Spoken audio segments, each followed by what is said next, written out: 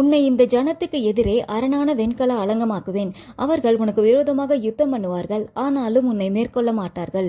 உன்னை ரட்சிப்பதற்காகவும் உன்னை தப்புவிப்பதற்காகவும் நான் உன்னுடனே இருக்கிறேன் என்று கர்த்தர் சொல்லுகிறார். இன்றைக்கி உங்களை நோக்கி நிறைய யுத்தங்கள் வரலாம்.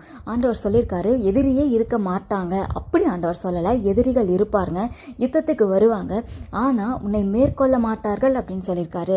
எதிரிகள் வரலாம், ஒருவேளை ஆண்டவர் சோதிக்கிறதுக்காக அனுப்பலாம், என் பிள்ளை என்னை நம்புதான் பார்க்கறதுக்காக கூட அனுப்பியிருக்கலாம். இன்றைக்கு உங்கள் வாழ்க்கையில் உங்களோட பலவான்களாக இருக்கிறவங்க அநியாயக்காரர்களாய் நடந்து கொள்வாங்க. அவங்களுடைய அதிகாரத்தை யூஸ் பண்ணி அநியாயமாய் உங்களுக்கு எதிராக வந்து உங்களுடைய நன்மையெல்லாம் பறிச்சுட்டு போயிருக்கலாம். ஐயோ ஆண்டவரே, யுத்தம் பண்ணுறாங்களே, எத்தனை வருஷமாக இவங்களோட போராடுவேன்னு சொல்லி நீங்கள் நினைத்திருக்கலாம். ஆனால் இந்த யுத்தம் உங்களுடையதல்ல, இந்த யுத்தம் கர்த்தருடையது. இது அவங்களுக்கும் அந்த எதிராளிகளுக்கும் கர்த்தருக்குமான யுத்தம். நீங்கள் அமைதியாக இருங்க. உங்களை மேற்கொள்ள மாட்டார்கள், அந்த எதிராளிகள் உங்களை மேற்கொள்ளவே முடியாது. கர்த்தர் உங்களுக்காக யுத்தம் பண்ணுவார், அவங்க மேற்கொள்ள மாட்டாங்க. கர்த்தர் மேற்கொள்வார், உங்களுக்கு நீதி செய்வார், உங்களை ரட்சிப்பார், உங்களை தப்புவிப்பார். இது எல்லாவற்றையும் செய்து கர்த்தர் உங்களுடனே கூட இருப்பார்.